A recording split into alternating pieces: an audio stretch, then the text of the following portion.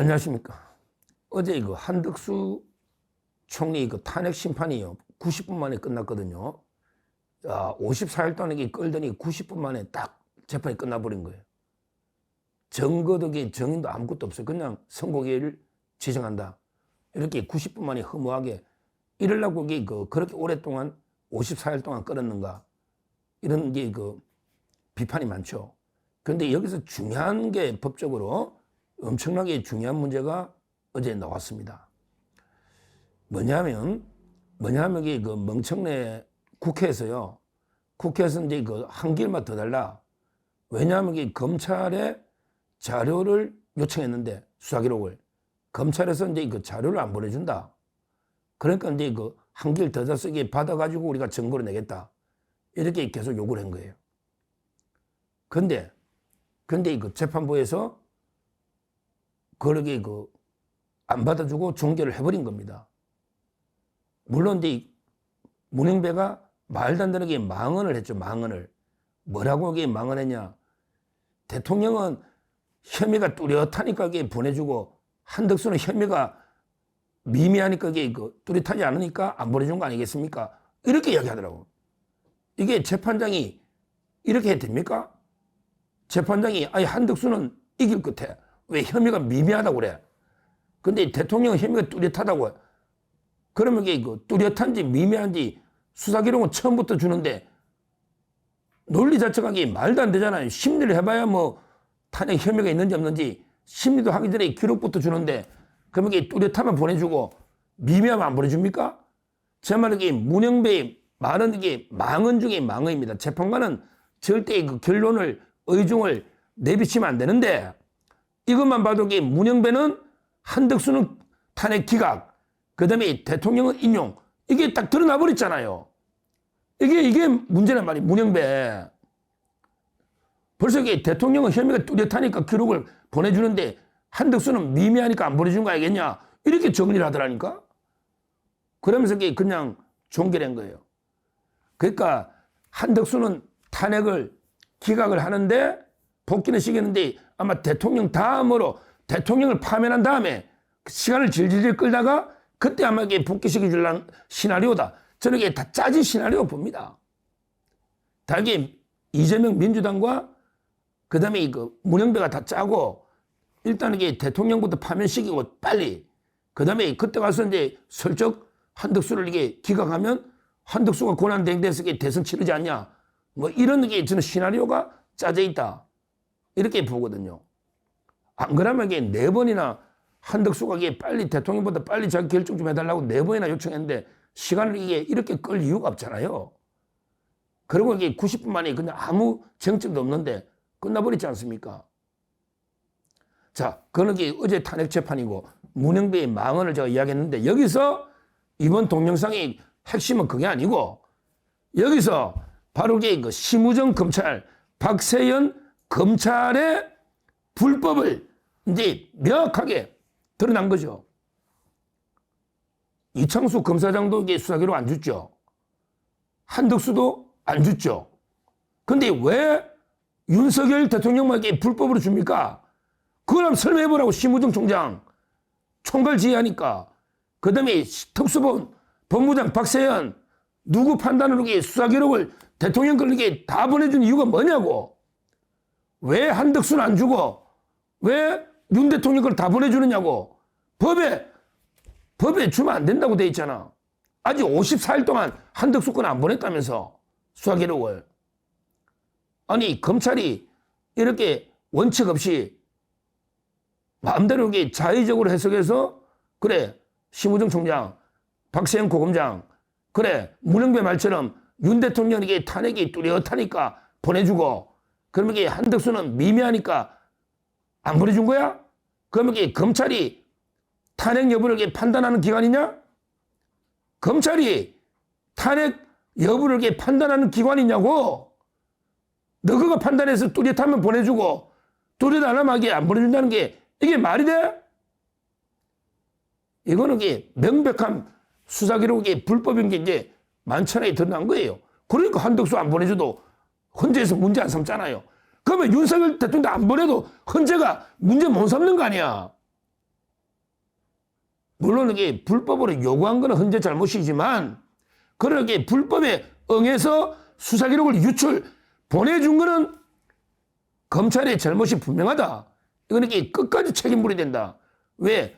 헌재법 32조에 분명히 안 된다고 돼 있거든요. 분명히 재판, 소추, 수사 중인 사건은 요구할 수 없다고 돼 있단 말이야. 그런데 헌재법 시행규칙에는 원본이 안 될 때는 이게 등본이 된다. 이러니까 망언을 해가 좌파 변호사들이 변호사라는 타이틀이 부끄럽지도 않아. 좌파 변호사라고 넣어가지고 아이고 원본이 안 되니까 이게 등본이 된다고 돼 있으니 등본을 가져가는데 뭐가 문제냐. 이런 말도 안 되는 이야기를 하고 있는 거예요. 좌파 변호사가 양심이 있으면 방송에서 그런 이야기를 못 하잖아. 양심이 있으면. 보통 이게 송부가 가능한 서류 중에 이제 원본이 안 될 때 4번 이 말이지. 그 시행규칙 가지고 아예 수사 기록을 받을 수 있다는 뜻은 아니잖아. 100번, 1000번 양보해도 시행규칙 가지고 법률을 깰 수는 없잖아. 법에는 안 된다고 돼 있는데. 그러니까 이 부분이 왜 중요하냐면요. 우리 봤잖아요. 오늘 정의 노는 조지호. 조지호가 검찰에 6번 통화받은 걸 진술해낸 게 있잖아. 근데 그것도 조서가 엄성해. 근데 대통령이 6번 전화오는데 아무 말도 없이 야 체포해. 불법이야. 체포해. 이런 일 끌어내. 이런 이야기만 6번 그냥 왔다는 거예요. 동료. 그러면 자기가 뭐라고 대답을 하고 상황이 이렇습니다. 저렇습니다. 자기가 대통령 통화에 한 말도 있을 거 아니에요. 거기에 대해서는 조세 하나도 없어. 이게 무슨 조서야, 조서는. 근데 이 불법 조서를 화면에 띄워가지고 9차 때 증거조사한다고 하니까 그 헌법재판관 출신 조대현 변호사가 헌법재판관 출신입니다. 헌법재판관 선배야, 선배. 오죽 심하면 가방 들고 그냥 나가버렸잖아요. 가방 들고 나가버렸잖아. 이런 말도 안 되는 형소법이 2020년에 개정돼가 검사신문조차도 증거를 못 쓰는데 박근혜 대통령 때하고 비교하면 안 되지. 그때도 불법이야. 근데 더 불법인 거는 2020년에 형소법이 개정돼가 검사조서를 못 쓰니까 더 불법이야. 박근혜 때도 불법. 지금은 더 불법이단 말이야. 더 불법. 근데 어제 저는 한덕수 탄핵 재판을 보면서 헌재가 검사 수사 기록을 안 왔는데 이걸 기다리지 않고 종결하면서 오히려 문영배가 한 말, 이게 상당히 충격적인 발언을 했고 자기 속내를 다 드러내버린 거니까 이거는 선입견을 가지고 말도 안 되는 발언한 거. 이 문제 어제 제가 상당히 충격을 받은 이런 게 있었고요. 그리고 이제 더 어제 그걸 보면서 보세요. 검사가 안 보내줘도 아무 문제 못 삼잖아요. 그 이창수 검사 사건에도 안 보냈잖아요. 그 다음에 지금 한덕수 대행사건도 수사 기록을 안 보냈잖아요. 그러니까 안 보내도 아무 문제도 안 삼고 아무 문제가 없고 안 보내는 게 맞죠. 보내는 게 불법이란 말이야. 다 개인정보나 수사정보가 누설되니까. 그게 불법이라고. 이 책임은 전적으로 심우정, 박세현 이자들이 지냅니다. 진짜 심우정 총장 해도 너무한 거 아닙니까? 대통령이 임명해준 은혜를 떠나서 불법적인 관행, 본인도 눈이 있으면 법조문을 볼 거 아니에요. 이런 요구가 오면 총장한테 당연히 보고하겠지. 이거 헌재가 다 보내달라는데 보내줄까요 말까요? 한덕수 거도 왔는데 보내줄까요 말까요? 이창수 거도 왔는데 보내줄까요 말까요? 이렇게 다 총장한테 물어보겠지. 막 그냥 검사가 밑에 막 보내진 않겠지. 엄청난 중요한 걸. 그런데 다시 한번 심우정 총장 물어봐요. 왜 선택적으로 대통령 것만 보내고 나머지는 안 보낸 거예요? 그걸 첫째 한번 물어보자고. 두 번째, 법에 분명히 헌재법에 수사 중인 건 안 주는데 왜 보냈냐고. 왜 보냈냐고. 그 이유 두 가지만 물어보자고요. 첫째, 왜 보내냐. 법에는 안 되는데. 두 번째, 왜 그럼 선택적으로 보내냐. 그 보내야 되면 왜 대통령만 보내고 한덕수나 이창수는 안 보내느냐 말이야. 고금이잖아. 이창수 수사기록 고금에 있다고. 고금장이 박세현이야. 그거 안 보냈잖아. 이걸 어떻게 설명할 수 있냐고. 저는 도저히 납득할 수 없는 이런 말도 안 되는 불법 결정을 검찰 수뇌부가 심우정 이러니까 사퇴 이야기가 나오는 겁니다. 대통령이 복귀하면 사퇴에 나오는 겁니다. 법이 완전히 무너져 버린 거예요. 저 말이 맞잖아요. 보내려면 다 보내든지 왜 선택적으로 보냈냐고. 거기 법에는 분명히 보내면 안 된다 있고 이 문제를 분명히 검찰 책임을 물어야 된다. 그 다음에 이거 한덕수 대행은 뭐 제가 보기에 이 사람들이 헌재가 다 짜고 시나리오가 있으니까 아마 대통령 걸 먼저 탄핵시켜놨고 복귀시키지 않을까. 왜? 그 전에 막 복귀되고 하면 이게 또 나라에 큰 변동이 생기면 대통령 탄핵이 또 흔들리고 이러니까 다 이게 미리 짜난 시나리오대로 대통령을 먼저 결정한 다음에 한덕수에게 늦게 복귀시켜주면 왜? 한덕수 탄핵을 아무리 봐도 사유가 없거든. 자기들이 봐도 이게 오죽하면 문영배가 미미하다고 문영배한테 오죽하면 정청래가 문영배한테 조롱을 당하겠나. 참 이게 그것도 웃기잖아요. 그러니까 말도 안 되는 게 탄핵이 원래부터 맞거든요. 근데 헌재가 잘못된 거는 말도 안 되는 탄핵을 54일 동안 이게 끌은 것, 이게 헌재 잘못이야. 이게 헌재 잘못이라고요. 그러니까 이게 막 개판돼 버린 거예요. 자기들도 미미하다고 그러잖아. 아무것도 아니고 재판 90분 만에 끝냈잖아.